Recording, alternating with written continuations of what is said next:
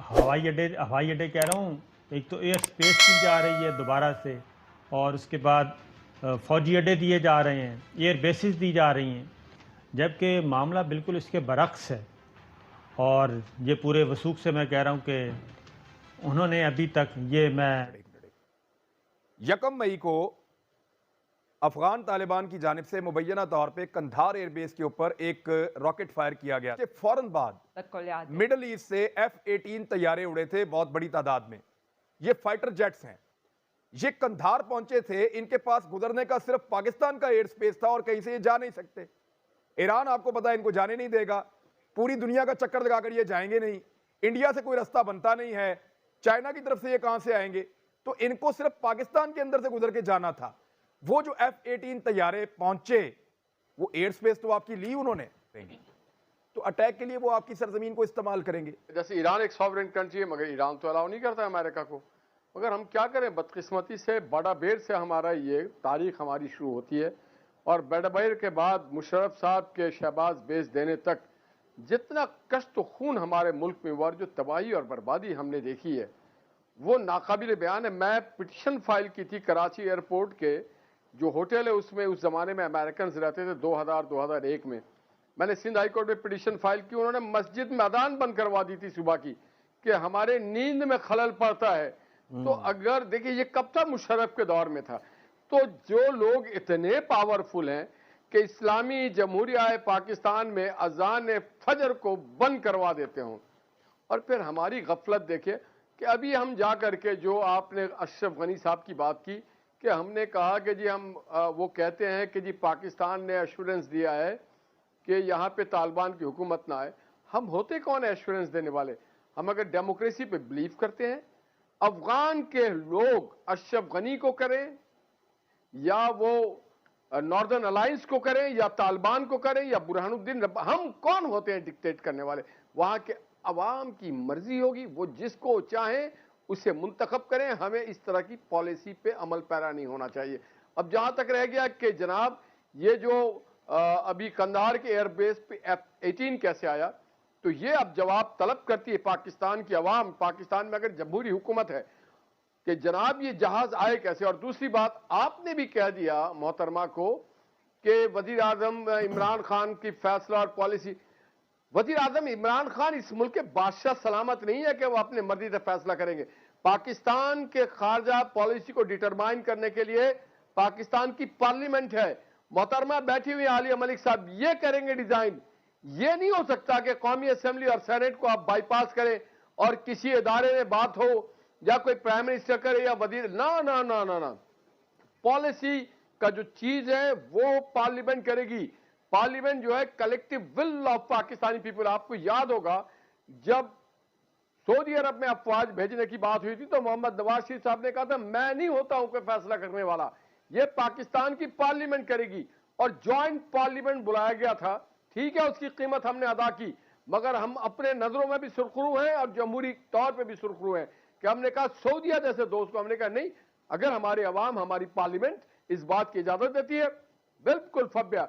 मगर यह कैसे हो सकता है कि फॉरेन पॉलिसी, फॉरेन डिक्टेशन, जहाज का आना, अड्डा देना ये प्राइम मिनिस्टर के हाथ में? यह साबित करता है कि पाकिस्तान की सॉवरेंटी को इमरान खान साहब दांव पे लगाना चाहते हैं। और बेस्ड स्ट्रेटेजिक पार्टनरशिप चाहते हैं।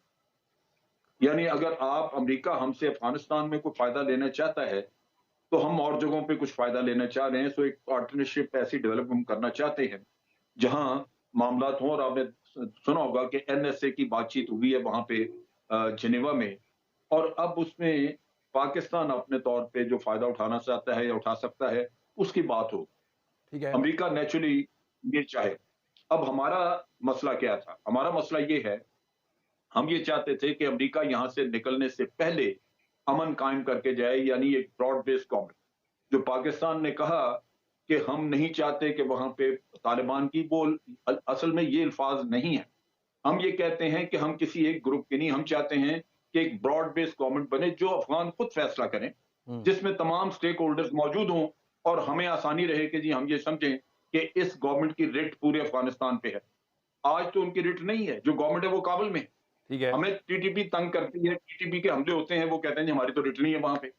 तो हम चाहेंगे कि एक ऐसी हुकूमत ब्रॉड बेस बने जो ये ना हमें कह सके कि जनाब फलां जगह से आपके ऊपर हमले हो रहे हैं लेकिन हम कुछ नहीं कर सकते।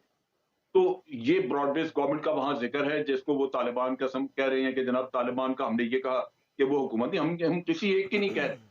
हम ये कह रहे हैं कि वहां पे एक ब्रॉड बेस तमाम स्टेक होल्डर्स बैठे और फैसला करें और वो गवर्नमेंट बने जिसमें स्टेक होल्डर्स सबका अपना अपना इंटरेस्ट मौजूद हो। तो ये थी बात। अच्छा, अब चीज ये है कि जैसे जैसे 2001 का हमारा जो एग्रीमेंट था वो तो है ही, लेकिन जैसे जैसे अफगानिस्तान से फौज निकलती गई है वो हमारी रोड और हमारी और वहां से उसका सारा दबाव हमारे ऊपर आना शुरू हो जाता है रेफ्यूजीज की शक्ल में या टेररिज्म की शक्ल में। तो हम क्या करेंगे? हम जाके लड़ेंगे। तो पाकिस्तान के अंदर से बैठ के लड़ेगा, आपको उसको अड्डे देने पड़ेंगे, नहीं, उसके फौजियों को बैठाना पड़ेगा, उसके हथियारों को यहाँ से इस्तेमाल होना। ऑपरेट करेंगे बहरा अरब से, उनके वहां पे एयरक्राफ्ट कैरियर्स हैं, वहां से जहाज उड़ेंगे और मेंटेनेंस वगैरह सारा कुछ कतर से करेंगे। तो ये तो उनकी इमीडिएट प्लान है। पाकिस्तान को इसमें फर्म रहना चाहिए कि इनको बेसिस ना देने का जो आज वादा कर रहे हैं, ये लाइन ऑफ कम्युनिकेशन में उन्होंने अगर वहां पे फौज रखी है तो उसको दाना पानी जाना है, उसको कोई और अब सामान वगैरह जाना है जो ये पहले भी भेजते रहे। तो एयर उनको बेसिस देते थे, वो अपने ऑपरेशंस को अफगानिस्तान से करते थे। लेकिन जब अमेरिकन अफगानिस्तान को छोड़ देंगे 11 सितंबर के बाद, तो फिर जब भी वो हमला करने के लिए आएंगे और पाकिस्तान की सरजमीन को या पाकिस्तान की हवा को इस्तेमाल करेंगे, तो फिर वो लाइन ऑफ कम्युनिकेशन नहीं होगी सर, वो अटैक के लिए आप उनकी मुआवनत कर रहे हों। फॉरेन पॉलिसी इतनी नाकाम है कि इन्होंने कहा था कि ये कश्मीर के एम्बेसडर बनेंगे, अफगानिस्तान को तो एक तरफ रखें, जो हमारी शहरग है उसके हवाले से कहा था पूरी दुनिया में हम सफ़र करेंगे और शाह महमूद कुरैशी साहब बता दें कि कौन से 10 ममालिक गए। और तो ये फॉरेन पॉलिसी नवाज शरीफ के दौर में था जब वो ईरान भी गए और ईरान के साथ भी उनके मामला ठीक हो गए, अफगानिस्तान भी गए। बात सारी ये है कि फर्द हल नहीं करता, ये पार्लियामेंट का डोमेन है फॉरेन पॉलिसी के हवाले से, ना किसी फर्द का है ना किसी इदारे का है, ये कलेक्टिव विजडम होता है और कलेक्टिव विजडम के थे आपको करना। अब अगर खुदा न खास्ता 22 वर्ष आप सोचे कि अगर यही पाकिस्तान अफगानिस्तान के जगह होता तो उनके दिल में, हमारे दिल पे क्या बीत रहा होता कि हमारा पड़ोसी इस्लामी मुल्क हमारे साथ ये रवैया कर रहा है। हमें तो अमेरिका को सलाह देना चाहिए कि हम आपको राहदारी देते हैं, जहां जाके इजरायलियों को आप सीधा करें जो निहत्ते फलस्तीनियों पे बमबारी करें। तो बात यह है कि हमारी फॉरेन पॉलिसी जो है उसे पार्लियामेंट में अगर आप लेके